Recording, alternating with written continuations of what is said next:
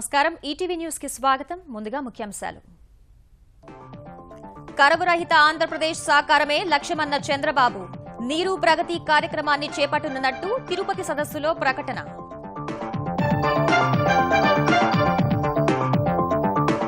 ప్రాంతీయ వివక్ష చూపుతున్నారన్న విమర్శలపై చంద్రబాబు మండిపాటు ఏ జిల్లాకు అన్యాయం జరిగిందో చెప్పాలని ప్రతిపక్షాలకు సవాల్ తెలంగాణలో అధికారికంగా క్రిస్మస్ వేడుకలు 2 లక్షల మంది క్రైస్తవ పేదలకు దుస్తులు పంపిణీ చేయాలని అధికారులకు కేసీఆర్ ఆదేశాలు వరంగల్ ఎన్నికల ప్రచారంలో సవాళ్ల పర్వం తెరాస ప్రభుత్వ పనితీరుకు రెఫరెండమేనన్న తలసాని కేసీఆర్ ప్రకటించాలన్న కాంగ్రెస్ బ్రిటన్లో మోదీ పెట్టుబడుల ఆకర్షణ మంత్రం ప్రముఖ సంస్థల సీఈఓలతో భేటీ భారత్లో అవకాశాలు అందుకోవాలని పిలుపు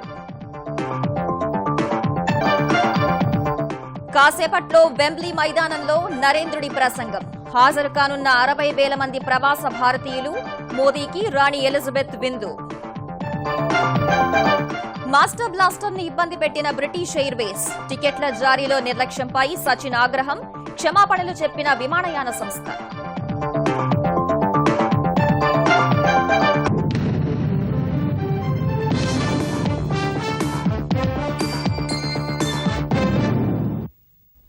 ఆంధ్రప్రదేశ్ను కరువు రహిత రాష్ట్రంగా తీర్చిదిద్దేందుకు నీరు ప్రగతి కార్యక్రమాన్ని చేపడుతున్నట్లు తెలుగుదేశం జాతీయ అధ్యక్షుడు ముఖ్యమంత్రి చంద్రబాబు చెప్పారు.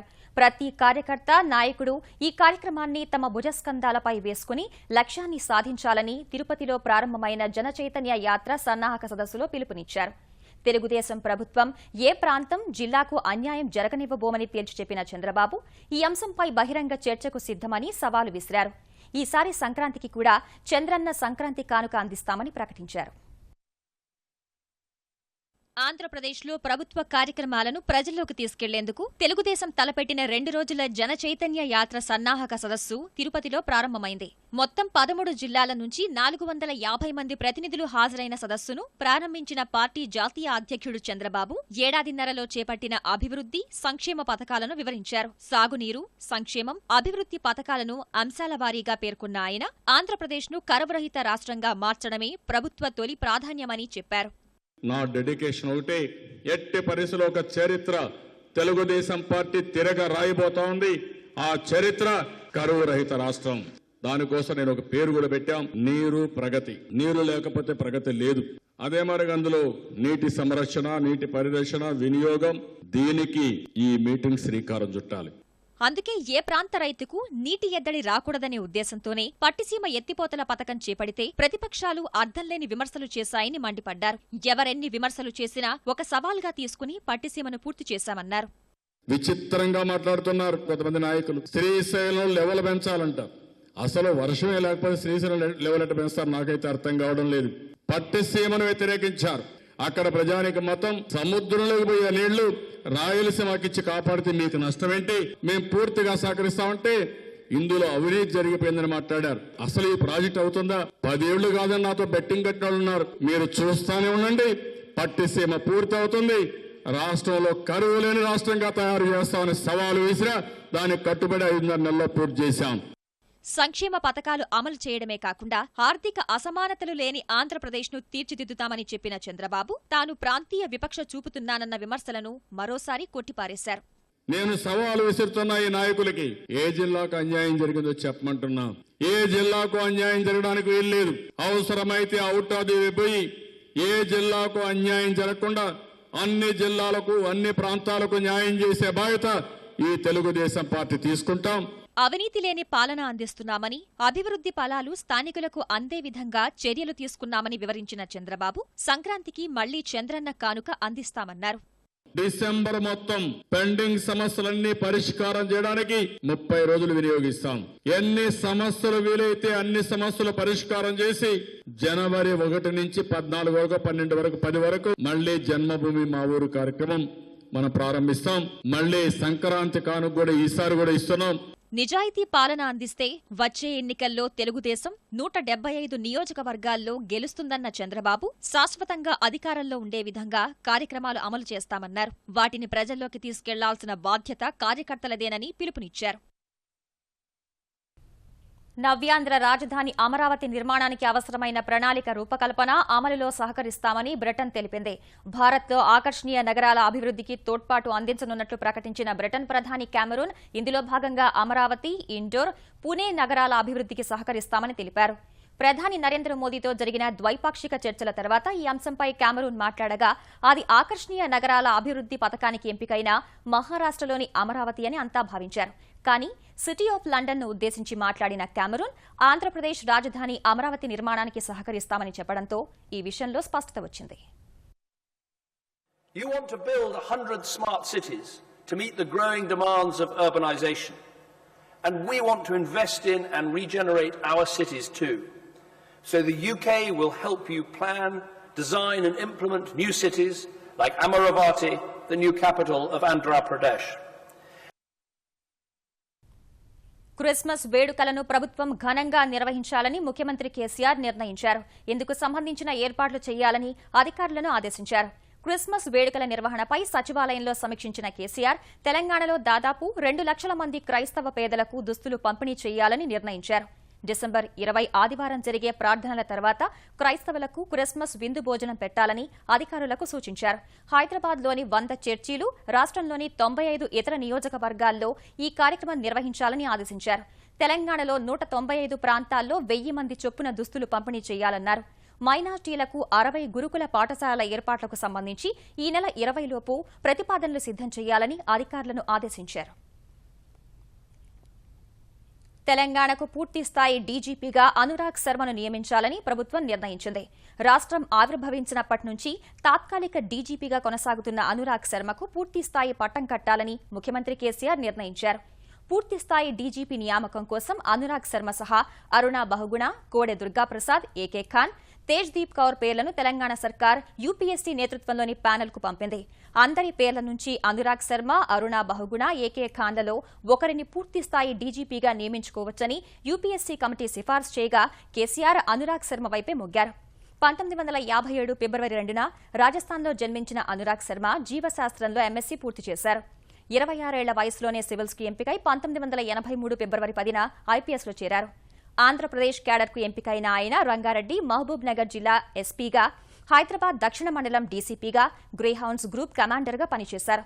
1996 ఆగస్టు 9న డీఐజీగా పదోన్నతి పొందిన అనురాగ్ శర్మ 2001 మే 25న ఐజీగా పదోన్నతి పొందారు.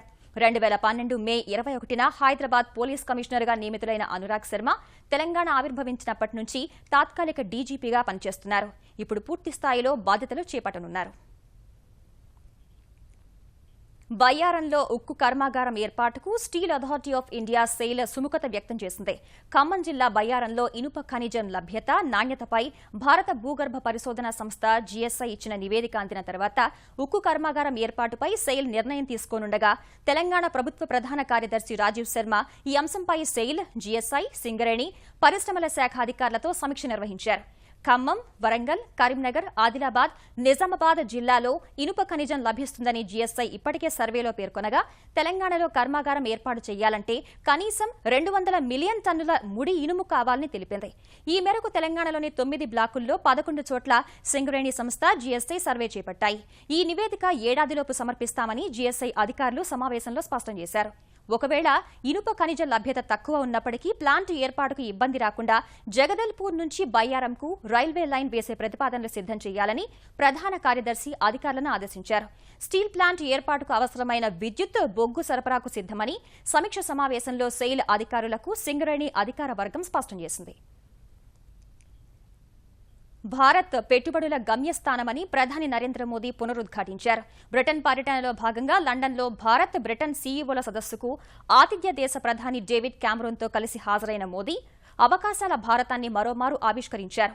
భారత్, బ్రిటన్ ఆర్థిక బంధాన్ని మరింత బలోపేతం చేయాల్సిన బాధ్యత ప్రైవేట్ రంగ సంస్థలపైనే ఉందన్నారు.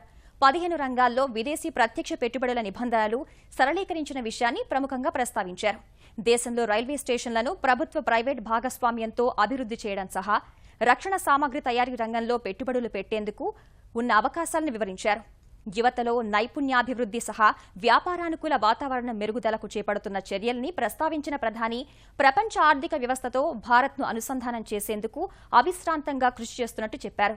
ఈ భేటీలో భారత్ బ్రిటన్ బంధం బలోపేతం కోసం చేపట్టాల్సిన చర్యలపై సీఈఓలు కొన్ని కీలక సూచనలు చేశారు. అనంతరం మోదీ బ్రిటన్ రాణి ఎలిజబెత్ ఇచ్చిన ప్రత్యేక విందుకు హాజరయ్యారు. బకింగ్హామ్ ప్యాలెస్ కు వెళ్లిన మోదీకి ఎలిజబెత్ రాణి సాదర స్వాగతం పలికారు.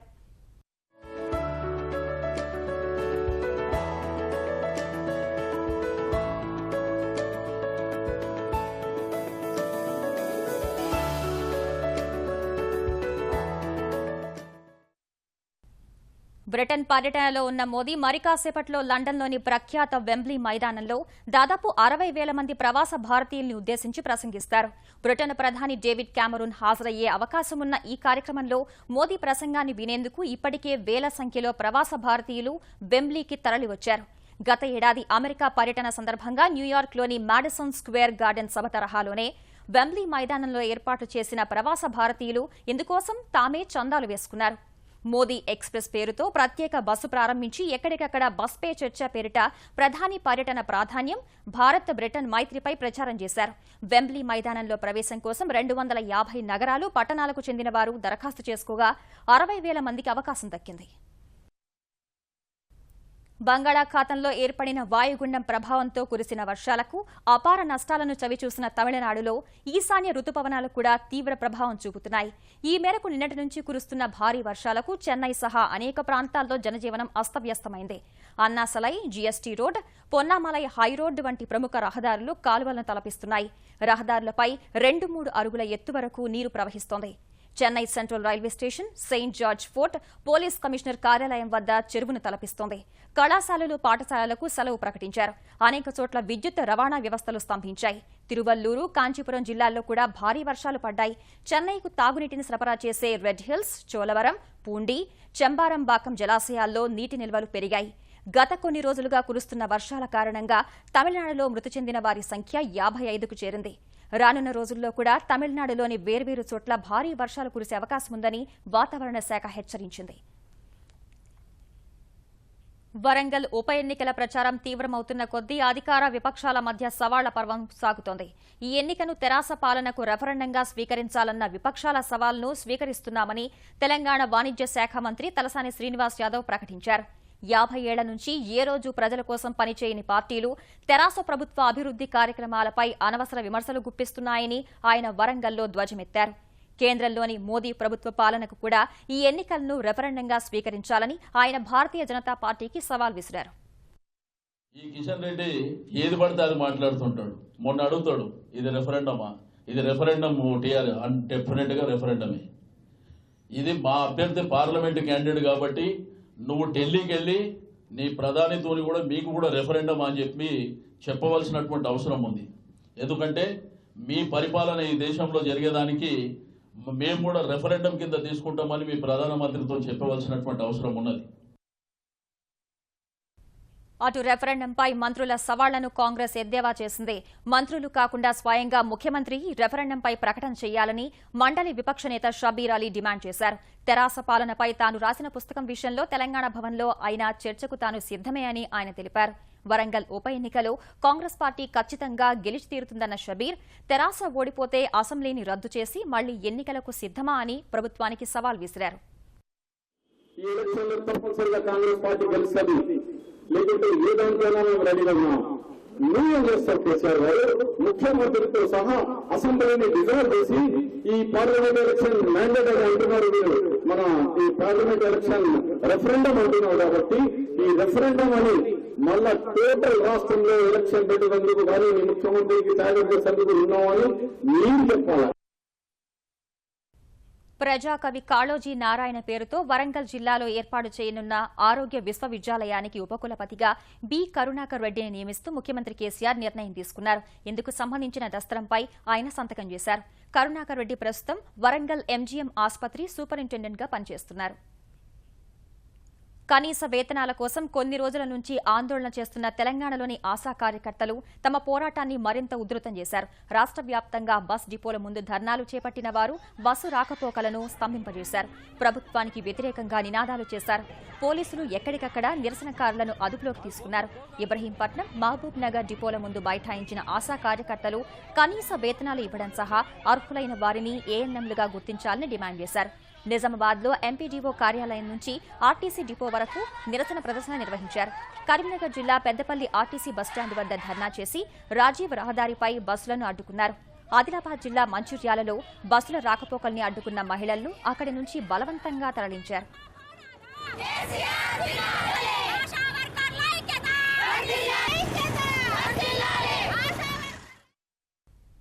విశాఖ అటవీ ప్రాంతంలో బాక్సైట్ తవ్వకాల కోసం ఆంధ్రప్రదేశ్ ప్రభుత్వం విడుదల చేసిన 97 జీవోను వెంటనే రద్దు చేయాలని డిమాండ్ చేస్తూ నిరసనలు రోజురోజుకు తీవ్రమవుతున్నాయి. ప్రభుత్వ జీవోను వ్యతిరేకిస్తూ విద్యార్థి సంఘాలు ఇవాళ ఆంధ్ర విశ్వవిద్యాలయంలో బంద్ నిర్వహించాయి. ప్రభుత్వ జీవోకు వ్యతిరేకంగా విద్యార్థి నాయకులు చేపట్టిన దీక్షను భగ్నం చేయడంపై ఆగ్రహించిన వ్యక్తం చేసిన విద్యార్థులు జీవో రద్దు చేయకపోతే ఆందోళనలు తీవ్రతరం చేస్తామని హెచ్చరించారు. బాక్సైట్ తవ్వకాలకు కేంద్ర రాష్ట్ర ప్రభుత్వాలు అనుమతిస్తే గిరిజన సంక్షేమం కోసం పెద్ద ఎత్తున ఉద్యమిస్తామని ఏపీసీసీ అధ్యక్షుడు రఘుబీరారెడ్డి హెచ్చరించారు. తెలంగాణలో రైతు ఆత్మహత్యలు కొనసాగుతూనే ఉన్నాయి. నిజామాబాద్ జిల్లాలో 2 మృతి చెందగా నల్గొండ, మెదక్, వరంగల్ జిల్లాల్లో ఒక్కొక్కరు చొప్పున బలవన్మరణానికి పాల్పడ్డారు. నిజామాబాద్ జిల్లా బీర్కూర్ మండలం నస్రుల్లాబాద్లో ఓ రైతు అప్పుల బాధ తాళలేక విద్యుత్ తీగలు పట్టుకుని బలవన్మరణానికి పాల్పడ్డాడు. సున్నపురాళ్ల తండాలో గిరిజన రైతు ఆత్మహత్య చేసుకోగా నల్గొండ జిల్లా సూర్యాపేటలో పత్తి రైతు పురుగుల మందు తాగి చనిపోయాడు. మెదక్ జిల్లా చింతల్ ఘాట్లో మరో రైతు ఉరివేసుకుని తనువు చాలించాడు. వరంగల్ జిల్లా ఎలుకుర్తిలో బావిలో దూకి రైతు ఆత్మహత్య చేసుకున్నాడు. ముఖ్యమంత్రి కేసీఆర్ కొన్నేళ్ల నుంచి తన వద్ద డ్రైవర్గా పనిచేస్తున్న బాలయ్య కుమార్తె వివాహానికి హాజరయ్యారు. హకీంపేటలోని ఓ కళ్యాణ మండపంలో జరిగిన వేడుకకు ఉప ముఖ్యమంత్రి మహమూద్ అలీ, ఎంపీ కవిత హాజరై వధూవరులను ఆశీర్వదించారు.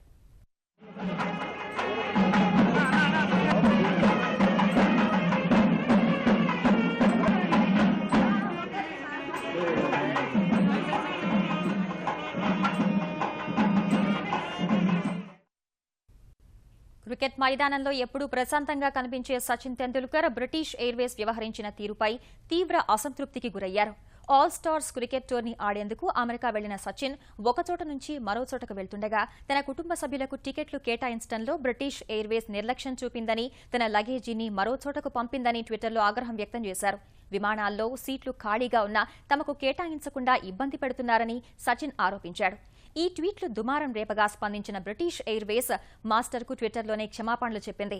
సచిన్ పూర్తి పేరు తెలియకపోవడం వల్లే అసౌకర్యం కలిగిందని చెప్పుకొచ్చింది. సచిన్ వివరాలు అందిస్తే టికెట్లు, లగేజీని పంపిస్తామని చెప్పి వివాదానికి తెరతీంచింది. బీహార్ శాసనసభ ఎన్నికల్లో భారతీయ జనతా పార్టీ ఓటమికి ఏ ఒక్కరో కారణం కాదని కేంద్ర మంత్రి వెంకయ్య నాయుడు పునరుద్ఘాటించారు. బీహార్లో పార్టీ ఓటమిపై ప్రశ్నలు సంధిస్తున్న సీనియర్ నేతలు బహిరంగ మాట్లాడడం కంటే పార్టీ వేదికలపై మాట్లాడితే బాగుండేదని వెంకయ్య నాయుడు బెంగళూరులో చెప్పారు. రాష్ట్రాల్లో ఎన్నికల ఫలితాలు స్థానిక సమస్యలు సహా అనేక అంశాలపై ఆధారపడి ఉంటాయన్నారు. బీహార్ శాసనసభ ఎన్నికల ఫలితాలు దేశ రాజకీయాలపై ఎలాంటి ప్రభావం చూపే అవకాశం లేదన్నారు. బీహార్ ఫలితాలపై అందరి అభిప్రాయాలు తీసుకుని ఓటమి కారణాలను పార్టీ విశ్లేషిస్తుందని వెంకయ్య నాయుడు చెప్పారు. మోదీ నాయకత్వంపై విశ్వాసం ప్రకటించిన వెంకయ్య ఆయన నేతృత్వంలో దేశం అభివృద్ధి పథాన ముందుకు సాగుతోందని చెప్పారు. Are won and lost as a result of corrective effort, with some leaders playing a leading role. As every organization needs some lead players like that Sri Atal Bihari Vajpayee ji, Sri R. Krishna Advani ji. Sri Advani ji has immensely contributed for the growth and expansion of the organization. The BJP always believed in inner party democracy. Some of our senior leaders have raised certain issues. It would have been better if these issues were raised in party forums rather than public. We will discuss all those issues in appropriate forum. తీర ప్రాంత భద్రతను మరింత పటిష్టం చేసేందుకు విభిన్న మార్గాల్లో ప్రయత్నాలు చేస్తున్నట్టు రక్షణ మంత్రి మనోహర్ పారికర్ చెప్పారు. తమిళనాడు అరక్కోణంలో దేశ తీర ప్రాంత గస్తీకి ఉద్దేశించిన అత్యాధునిక బోయింగ్ P-8I విమానాలను జాతికి అంకితం చేసిన ఆయన బోయింగ్ సిరీస్లో 5వ తరం విమానాలైన P-8Iల ద్వారా తీర ప్రాంత గస్తీ మరింత పటిష్టమవుతుందని చెప్పారు. బోయింగ్ సంస్థ మొత్తం 8 గస్తీ విమానాలను భారత్కు అందించేందుకు ఒప్పందం కుదుర్చుకుందని, ఇప్పటికే 2 విమానాలను అందజేసిందని ఆయన తెలిపారు. ఈ ఏడాది చివరి నాటికి మరో విమానాన్ని వాయుసేనకు అందిస్తుందని వెల్లడించారు. సోనార్ పరిజ్ఞానం సాయంతో వేల సంఖ్యలో లక్ష్యాలను గుర్తించే సామర్థ్యం P-8I విమానాల సొంతమని పారికర్ వివరించారు. సంవత్ 2072 ముహూర్తం రోజున స్వల్ప లాభాల్లో ముగిసిన స్టాక్ మార్కెట్లు మళ్లీ నష్టాల్లోకి మళ్లాయి. ఆసియా, యూరప్ మార్కెట్లలో అమ్మకాల ఒత్తిడి కొనసాగడం సహా అక్టోబర్లో పారిశ్రామిక ప్రగతి అంచనాలను అందుకోకపోవడం, ద్రవ్యోల్బణం మరింత పెరిగిన వేళ మదుపర్లు అమ్మకాలకే మొగ్గు చూపగా సెన్సెక్స్ 256 పాయింట్లు నష్టపోయింది. ఈ ఉదయం 25,724 పాయింట్ల వద్ద ప్రారంభమైన సూచీ ఏ దశలో కూడా కోలుకోలేదు. మొదటి నుంచే అమ్మకాల ఒత్తిడికి గురైన సెన్సెక్స్ ఒక దశలో 25,541 పాయింట్ల కనిష్ట స్థాయికి పడిపోయిన సూచీ చివరకు 25,610 పాయింట్ల వద్ద స్థిరపడింది. జాతీయ స్టాక్ ఎక్స్చేంజ్ సూచీ నిఫ్టీ 63 పాయింట్లు క్షీణించి 7,725 వద్ద ముగిసింది. ఈటీవీ న్యూస్ సమాప్తం. నమస్కారం.